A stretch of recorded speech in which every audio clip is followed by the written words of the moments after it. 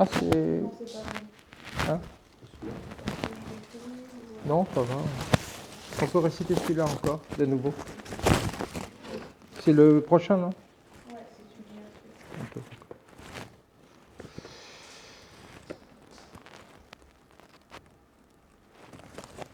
Ou sinon, si vous avez un livre en anglais?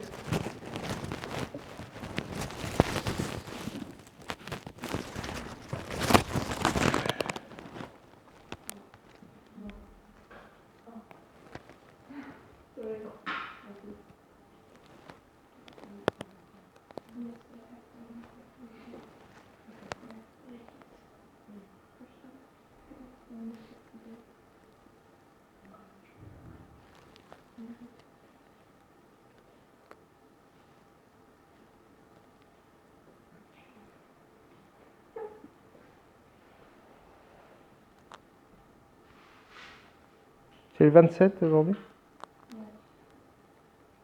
Tiens. C'est pas celui-là.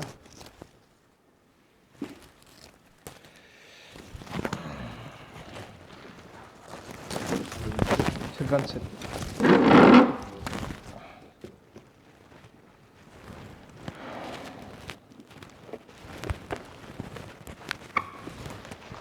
Om Namo Bhagavate Vasudevaya.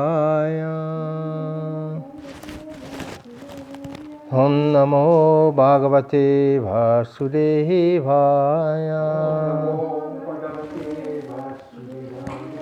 Om Namo Bhagavate Vasudevaya.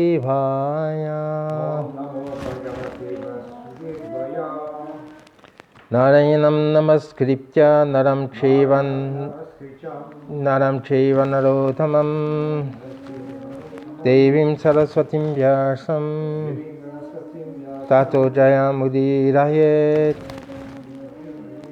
Nastapreshu Abhadreshu Nityam Bhagavata Sevaya Bhagavati Uttama Shloke Bhaktir Bhavati Naishtiki.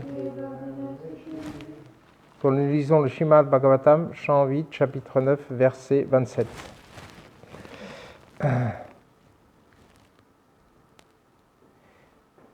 Pita praye mrite dever.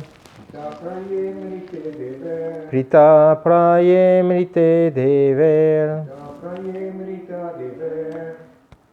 Bhagavan Loka Bhavana. Bhagavan Loka Bhavana. Pashyatam Asurendranam. Pashyatam Asurendranam. Swamrupam Jagrihari. Swamrupam Jagrihari. Pita Prayemrite Dever. Bhagavan Loka Bhavana. Pashyatam Asurendranam. Swamrupam Jagrihe Hari.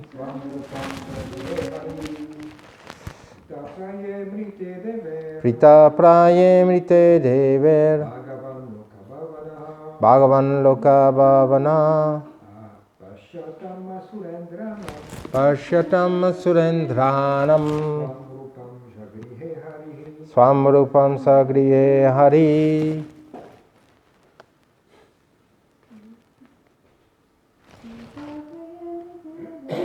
Prita Prayemrite Deve. Bhagavan Loka Bhavana. Pashyatam Surendranam. Swamrupam Jagriye Hari. Pritapraye. Quand il fut presque fini d'être bu. Amrité, le nectar. Deve, par les devas. Bhagavan, Dieu la personne suprême. En tant que Mohinimurti. Loka Bhavana, le bienfaiteur et le soutien des trois mondes. Pasyatam, en la présence d'eux. Asura Indranam, tous les asuras avec leur chef. Svam, propre. Rupam, forme. Jagrihe, manifesta. Hari, Dieu, la personne suprême. Traduction par Sa Divine Grâce et ici Bhaktivedanta Swami Srila Prabhupada. Quand les Devas eurent presque fini de boire le nectar, le Seigneur, le meilleur ami et bienfaiteur des trois mondes, révéla sa forme originelle en présence de tous les asuras. Verset 28.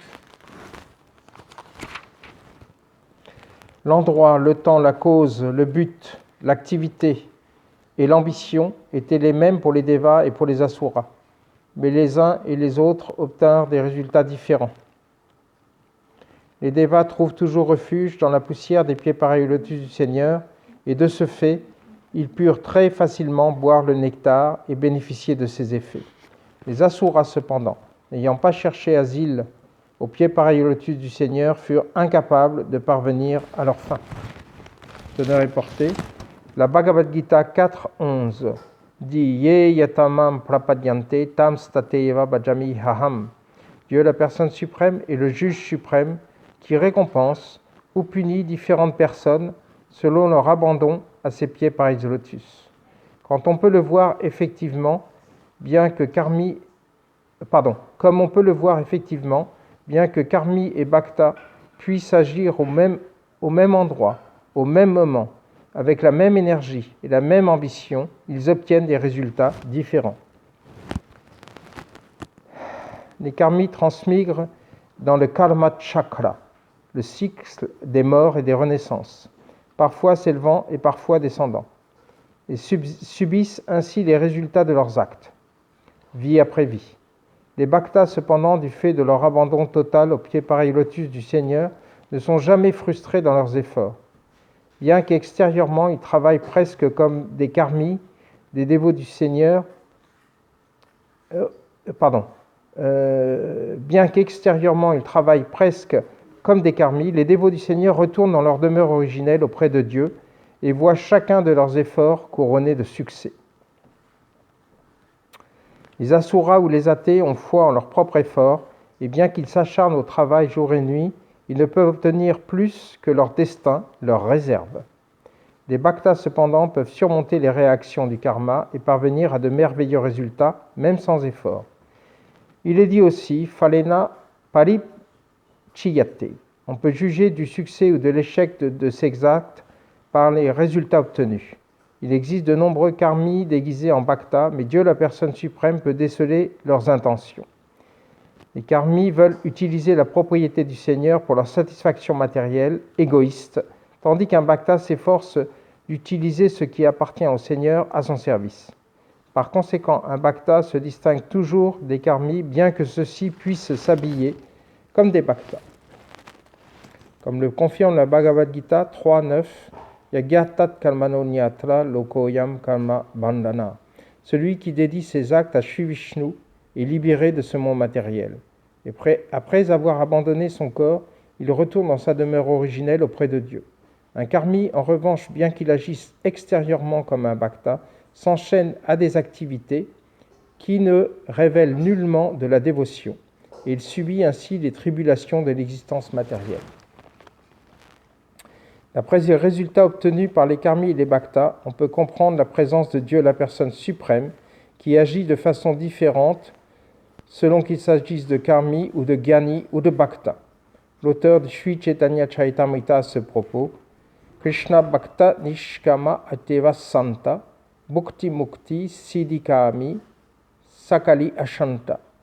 Les karmis qui désirent la satisfaction des sens, les gyanis qui aspirent à la libération ou à se fondre dans l'existence du suprême, et les yogis qui recherchent le succès matériel grâce au pouvoir surnaturel, sont tous inquiets, agités, et ils voient tôt ou tard leur espoir déçu.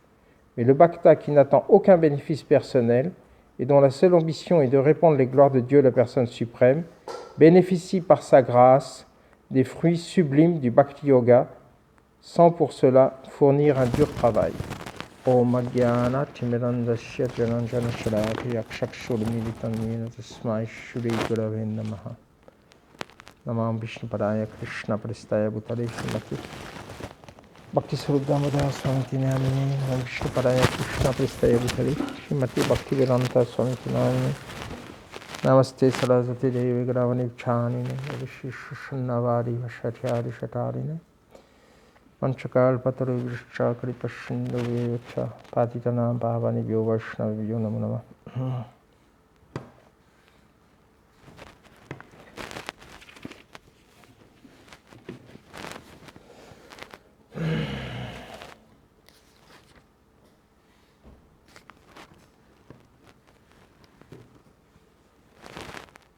So we do in both language.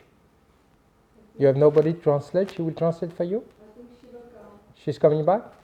But after she needs to go to look up something. To what?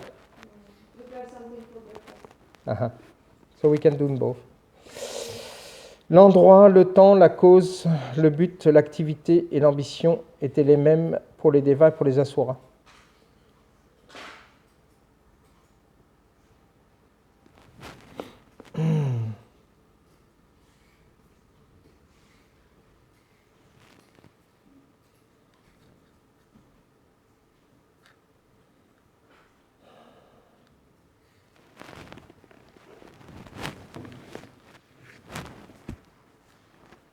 Et ici, il y a des termes que certaines personnes peut-être ne comprennent pas.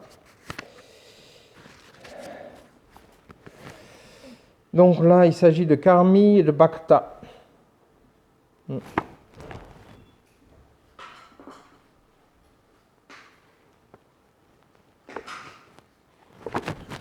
Originellement,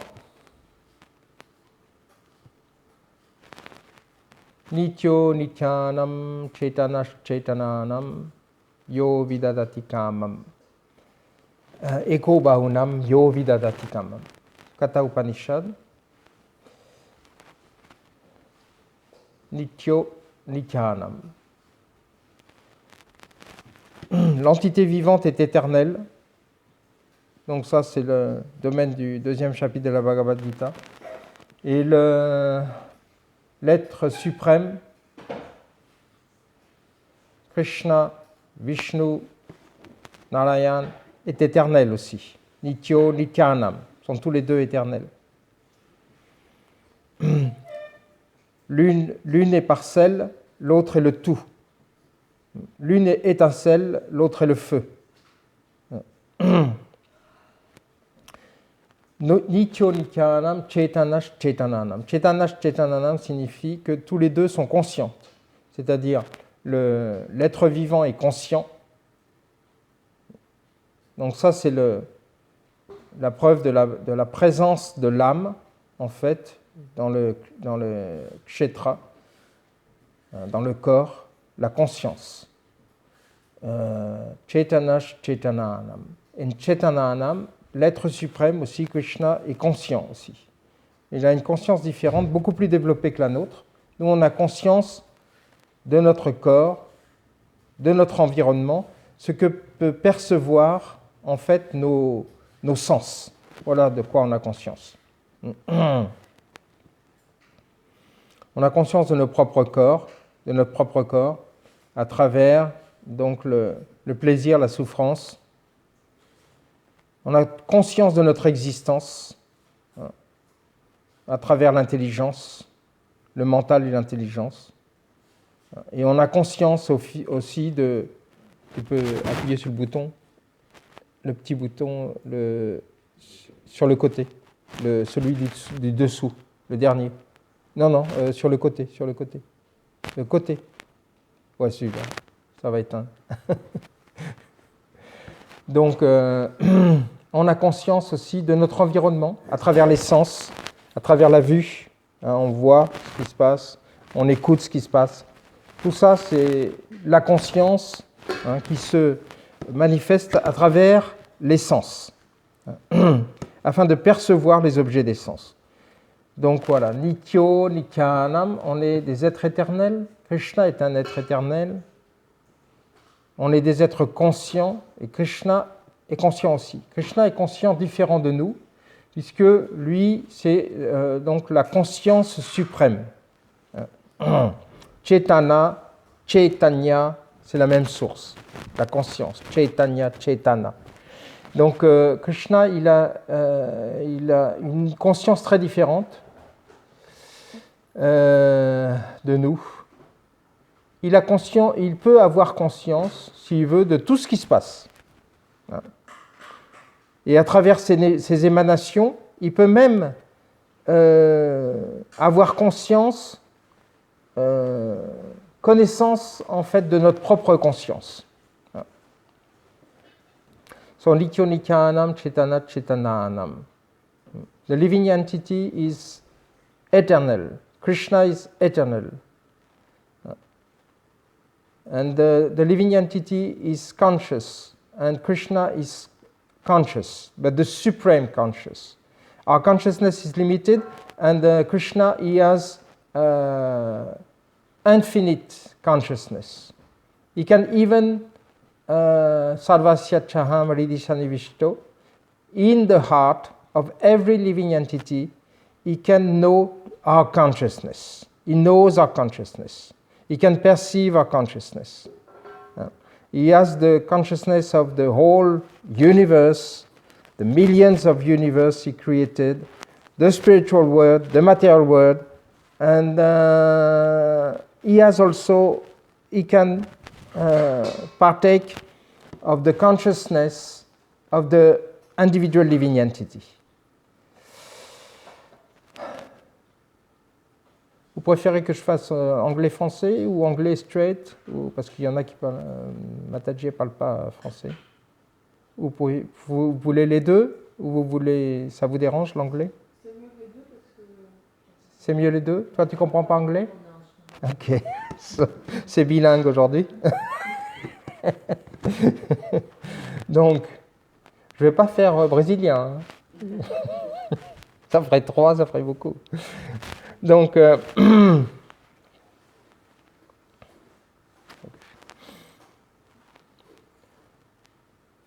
c'est le principe de base de notre existence.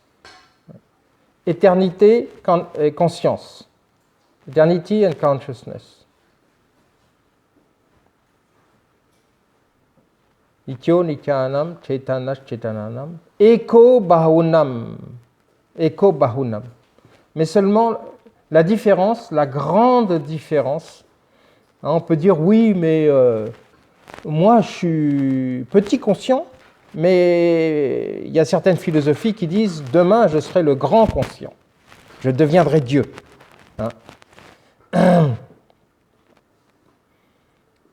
Some philosophy says, today I am a little bit conscious. I am conscious about, my body. I'm conscious about what's happening around me.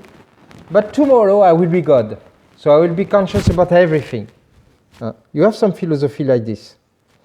Not too much in Europe or Western countries, but in India you have some philosophy like this.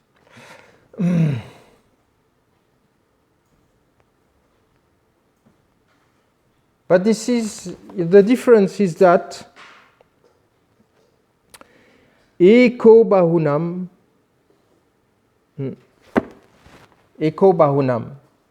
there is one, this is Krishna, Eko, designed by Heko, the specific living entity, amongst the plural, amongst many. Eko Bahunam. Bahunam signifie many. Donc une seule entité vivante qui est spéciale parmi toutes les autres entités vivantes. Donc si on veut devenir Dieu, on doit devenir spécial. Et non seulement ça, elle est spéciale, elle a des pouvoirs spéciaux, elle a une conscience étendue, illimitée, mais elle, yo vidadati kamam. Karman, c'est tous les désirs, en fait, les désirs des êtres vivants.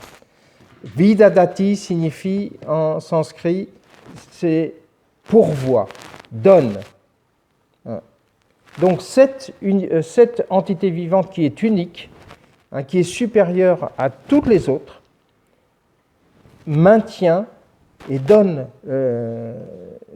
satisfait les besoins de vie et les désirs de toutes les autres entités vivantes.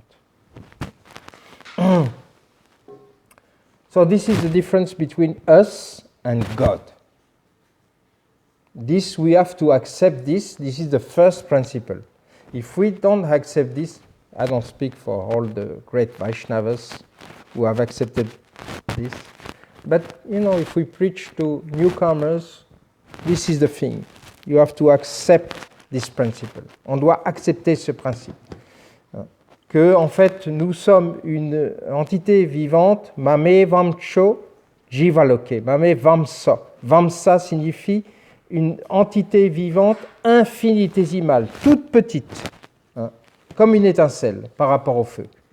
Donc cette entité vivante, elle est dépendante de l'entité vivante suprême. Voilà, ça c'est le premier principe à comprendre dans la vie d'un être humain, afin de pouvoir progresser, de pouvoir ensuite développer une relation avec cette entité vivante suprême.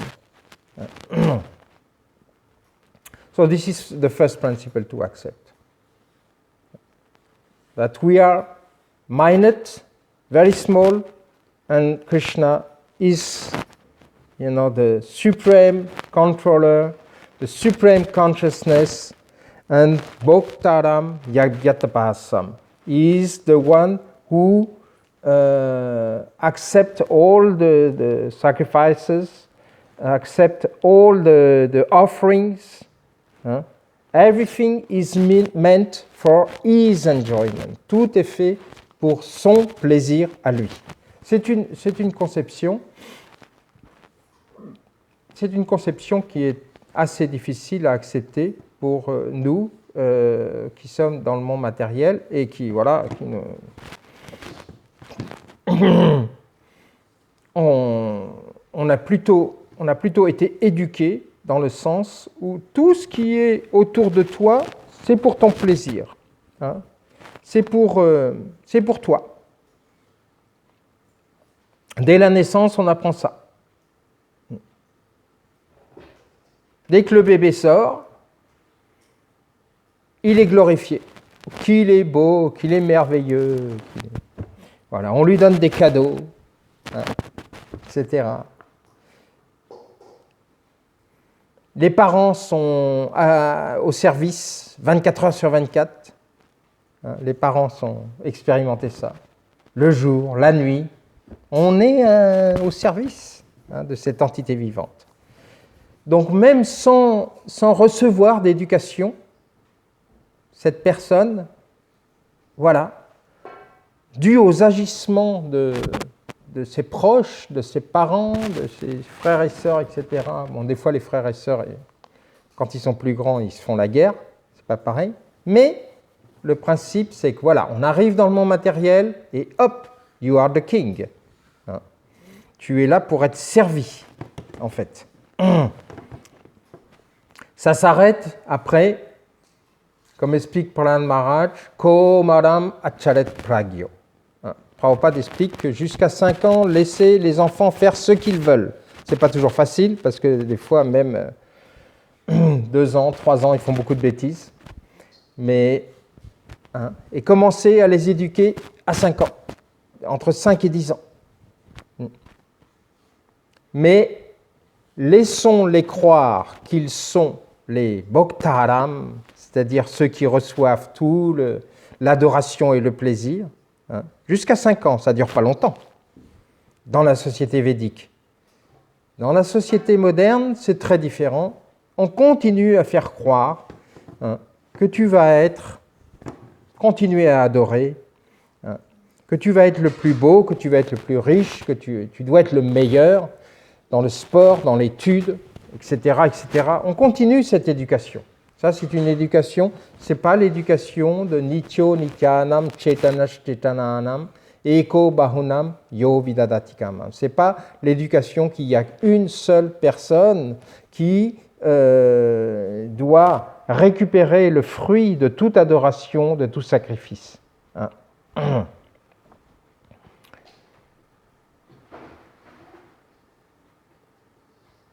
So as soon as the baby gets out, he gets the worship, he gets the service of everyone, and he's trained up.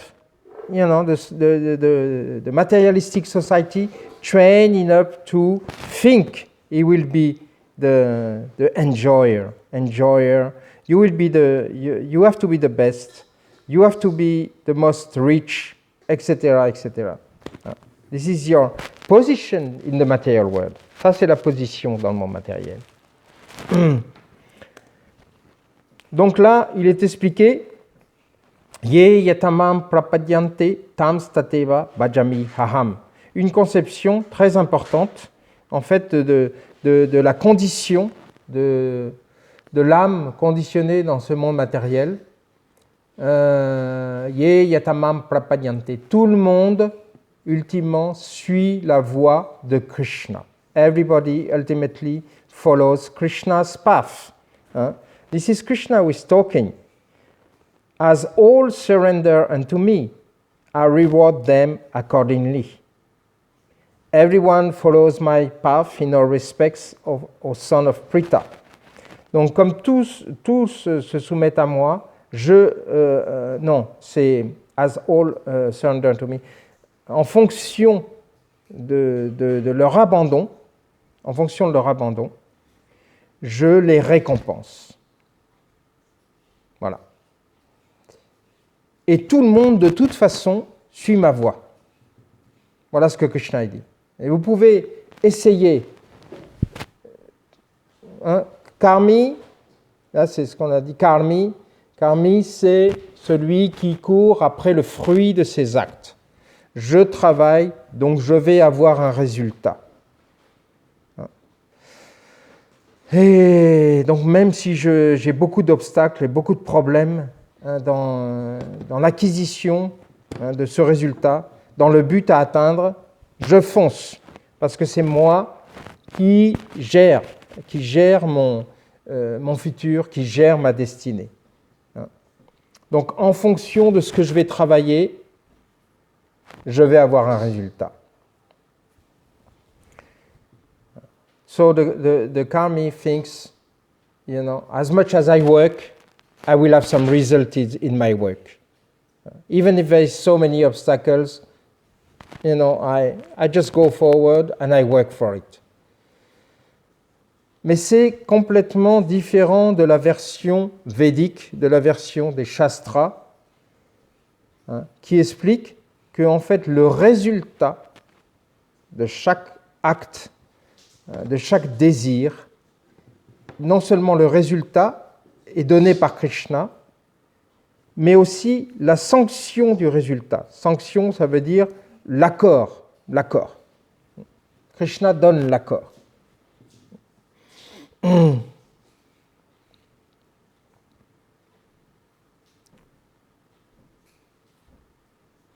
Donc n'importe quoi qu'on va faire dans cette vie, Krishna regarde, observe en tant que le Paramatma, et il va donner sa sanction. Il va le permettre ou il ne va pas le permettre. Habituellement, il le permet. Ok, tu veux devenir riche. Ok, je te permets. Tu veux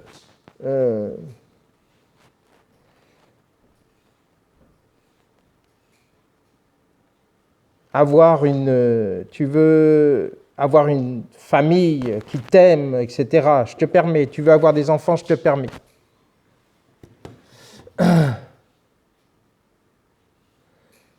La subtilité dans donc les actes des karmis, des matérialistes, qui travaillent pour obtenir leur propre résultat, c'est que, comme l'explique Srila Prabhupada, ici, dans cette journée portée, ils ne peuvent pas obtenir plus que ce que leur destinée leur donne. Voilà. Donc ça, on le regarde. Les gens, quand on commence à évoluer dans la vie, au début de l'existence, quand on n'a pas encore commencé sa quête, sa quête matérielle, on a 18 ans, 19 ans, on dit ouais, tout est permis, tout est possible, je vais faire tellement de choses dans ma vie, voilà, je veux faire tel projet, je veux atteindre tel niveau de richesse, voilà, je veux me marier ou je veux faire tellement de choses. Et pour la personne qui débute comme ça, dans sa vie, tout est possible. Mais on s'aperçoit, donc il y a deux façons de s'en apercevoir. C'est par l'expérience, c'est-à-dire on s'aperçoit qu'au fil du temps, on n'obtient malheureusement que ce qu'on mérite, pas plus. Ça, c'est donc le verdict sur le karma, sur les karmis, les personnes qui agissent dans le domaine du karma. C'est pour ça qu'on peut le déterminer. Soit on le détermine comme ça, soit on l'observe par les sciences védiques. Et la différence avec les dévots, c'est que le dévot, lui, il a des ambitions, mais c'est des ambitions spirituelles. Et Krishna, étant le maître du karma, il peut enlever les barrières du mérite. Il enlève les barrières du mérite. Donc, en fait, les deux personnes, comme c'est expliqué ici, en fonction du temps, en fonction du lieu, en fonction des différentes circonstances, ils peuvent sembler agir de la même façon. Un matérialiste va cuisiner, un dévot va aussi cuisiner. Un matérialiste va labourer la terre, un dévot va aussi labourer la terre. Un matérialiste va gagner de l'argent à travers un business, un dévot va aussi gagner de l'argent. Ils font les mêmes activités, si vous regardez bien. Nous, on n'est pas des spiritualistes à s'asseoir et à méditer. Om Namo Narayan ou d'autres mantras. C'est pas qu'on s'assoit et qu'on n'agit pas. Non, ça, Krishna nous a dit déjà au début de la Bhagavad Gita, c'est pas comme ça que tu vas arriver à la perfection.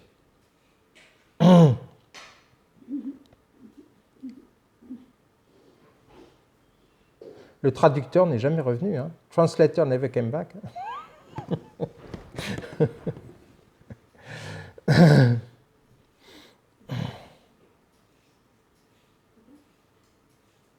So when the karmi is acting, he has the limit of his, comment on dit mérite en français, en anglais, of his mérite, c'est quoi? What he deserves. He deserves, according to the karma, he deserves a certain amount of sukha, certain amount of happiness. And he deserves also some dukkha, some unhappiness. Le karmi, selon son karma, il mérite un certain montant de plaisir et de joie. Et il mérite aussi, selon le karma, un certain montant de souffrance aussi. Comme l'explique Srila Prabhupada, personne ne court après la souffrance. Mais pourtant, elle arrive. Et c'est pareil pour le plaisir et la joie. On court après le plaisir et la joie, mais on ne sait pas que c'est déjà prédéterminé, selon notre karma. Et la seule façon qu'on peut dépasser cette limite, c'est d'offrir ses actes pour Krishna. Et pourquoi ça? Pourquoi est-ce qu'on devrait agir pour Krishna finalement? Why we should act for Krishna? Parce que, en fait, dans notre nature originelle, Krishnera Nityadas, dans notre nature originelle, nous sommes, voilà, c'est ça qu'il faut comprendre, on est des êtres éternels, on a une conscience éternelle, mais quelle est notre conscience originelle? La conscience originelle n'est pas la conscience de la matière, elle est ce qu'on appelle donc la conscience de Krishna, la conscience de Dieu, non seulement de Krishna, mais du monde spirituel tout entier. Et qu'est-ce qui se passe dans le monde spirituel? What happened in the spiritual world? Everything is centered around Krishna, we just serve Krishna. This is the spiritual consciousness. And in this consciousness, there's no limit. There's no more limit of karma. Dans cette conscience spirituelle, il n'y a plus de limite de karma. And Krishna is breaking the limits and is awarding according to our surrender. Okay, we are not in the spiritual world yet. On n'est pas encore dans le monde spirituel. Donc, qu'est-ce qui se passe? Là, ici, en tant qu'aspirant pur dévot du Seigneur, on va servir Krishna et on va abandonner son mental, son intelligence à un certain pourcentage. C'est ça que veut dire ce verset, en fait, de la Bhagavad Gita. Autant que l'on se soumet à Krishna, autant que lui va nous récompenser. Et de toute façon, on peut essayer tout sarva dharmam parityagyam mam ekam sananam vraja. C'est pour ça qu'à la fin de la Bhagavad Gita, après avoir expliqué tout ça, Krishna a dit abandonne toutes les autres formes de culte et de religion, de pratiques yogiques, de pratiques gyaniques, abandonne tout ça. Parce que de toute façon, d'une manière ou d'une autre, tu vas te retrouver sur mon chemin. Tu vas venir à moi, puisqu'il est l'origine de tout. Donc voilà, à partir du moment où on sait qu'il est l'origine de tout, qu'il est la cause, et qui est celui qui sanctionne nos actes, qui permet nos actes, alors on rentre dans le processus du bhakti yoga. Donc là, c'est un certain pourcentage. Au début, on est peut-être 10%, et puis les 90% qui restent, c'est pour nous. Après, un peu plus. On pratique une sadhana régulière, etc., etc. Mais quand même, on prend du temps pour nous, on prend du temps pour penser à nous, pour penser à notre famille, pour penser, etc., de façon pour satisfaire nos sens. Et donc le pourcentage s'accroît jusqu'à atteindre les 100%. Ado Shraddha, Sadhu Sangha, Bhajana Kriya. Shraddha, au début, c'est un petit pourcentage. On a un peu de foi. On se dit, tiens, peut-être que c'est une pratique yogique qui va me donner un peu de joie. Ça, c'est le Shraddha. Peut-être que ces personnes-là que je rencontre, que je vois qui sont quand même heureuses et qui n'ont pas vraiment de problème, ils ne parlent même pas du coronavirus. Peut-être que ces gens-là, ils ont quelque chose. Ça, c'est le Shraddha, la foi. Peut-être que c'est le chemin que je devrais suivre. Donc là, on est à 10% d'abandon à Krishna. Donc là, en fonction de ça, Krishna, il va réciproquer. Il va dire, ok, tu es intéressé. Voilà les facilités. Voilà ce que tu vas avoir. Voilà comment je peux te permettre de poursuivre ta voie. Shraddha, Sadhu Sangha. Et ensuite, le pourcentage suivant, c'est quoi? C'est Sadhu Sangha. Puisque finalement, ces personnes ont l'air sympas, ça se passe bien, la nourriture est très bonne, etc. Et je vois que mon sukha est en train de diminuer, ma tristesse est en train de diminuer, mes problèmes s'évanouissent. Hein, ça, c'est une manifestation du service dévotionnel qui est décrit dans le nectar de la dévotion. Dès qu'on commence à pratiquer le service dévotion, pouf, tous les problèmes s'en vont. Hein.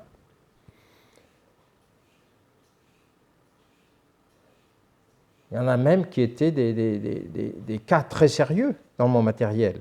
Hein. Des croulés sous les dettes, des bandits, des meurtriers, des voleurs, je ne sais pas quoi. Hop, ils viennent, ils prennent refuge en Krishna, tout disparaît. Si on le fait sincèrement, si on le fait pour se cacher ici, c'est autre chose. Mais sinon, ça, c'est tellement extraordinaire comment Krishna, en fait, il réciproque, là, comme il explique dans ce verset, je sanctionne et je réciproque. Ok, tu es intéressé? Voilà, moi, t'inquiète pas, je te donne ma protection. Même si ton karma te suit, il t'embête, moi je vais t'en débarrasser. Donc, Shraddha, Sadhusanga. Donc là, le Sadhusanga, c'est le stade supérieur. On s'associe avec les personnes, on a envie de vivre avec ces personnes, avec les Vaishnavas. Donc là, on monte 20%, 25%. Et ensuite, qu'est-ce qui se passe? On passe par le processus de la purification du Kriya, Bhajana Kriya, de l'initiation et de la purification. Donc là, on arrive à un stade très intéressant où carrément, Krishna, en récompense, il nous débarrasse du karma précédent. Donc, Hado Shraddha. Shraddha is the faith. When we like the person, the devotees, the temple, the deities, the food, everything, Krishna is reciprocating. We are 10%. 10% surrender. Then we have the association of devotees. This is another level of surrender. Then we have the bhajana kriya, the initiation. Initiation is a very important step because we get rid of the previous karma. Actually, the fact is that if we don't get rid of our previous karma, we cannot go one step forward. It's just like you have, comment on dit, un boulet, big burden. Let's say burden, c'est un boulet, a bullet in your ankle, hein? Boulder in your ankle. Comme les prisoners, ils ont un boulet. Donc c'est ça le karma. Donc là, même si vous voulez marcher, vous allez marcher très très lentement ou pas du tout. Vous allez vous fatiguer très vite. Donc là, Bhajana Kriya, le stade Bhajana Kriya, Krishna, voilà, il enlève le karma.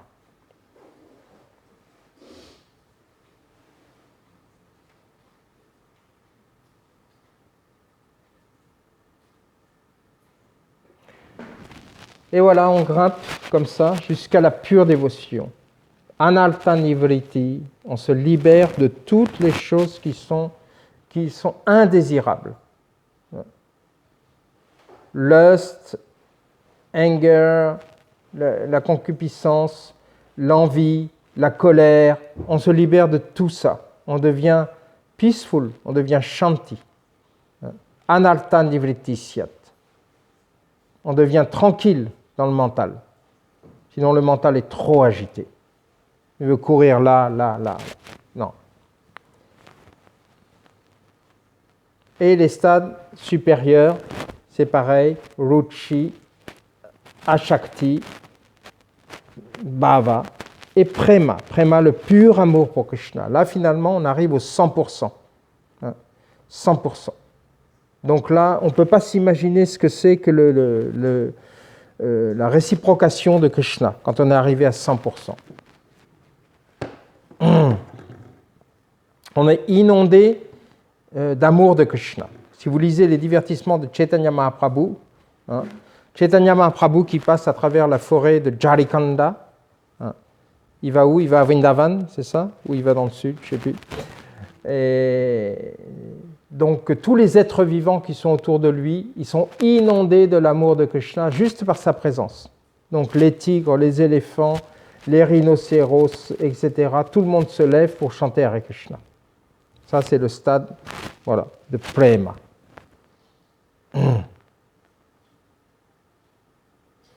Donc on fait les mêmes activités que tout le monde. On n'est pas inactif. On cuisine, on nettoie,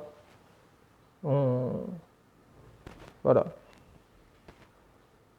On fait beaucoup d'activités, mais c'est dans la conscience de Krishna.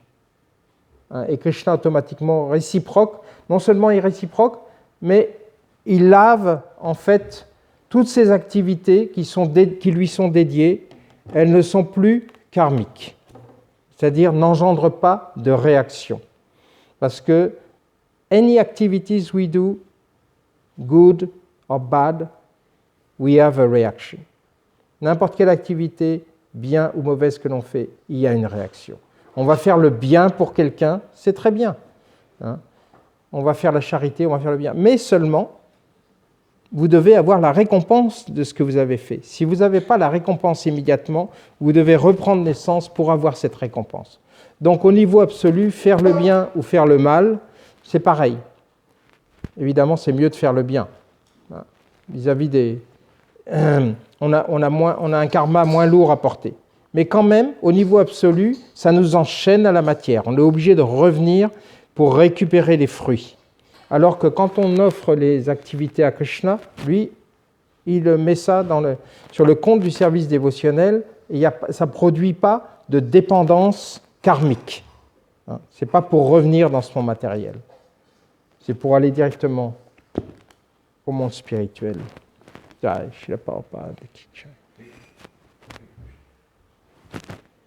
Question ?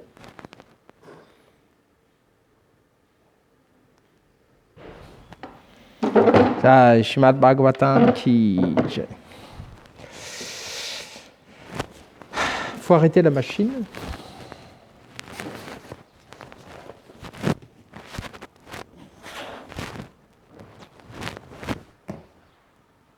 Thank you.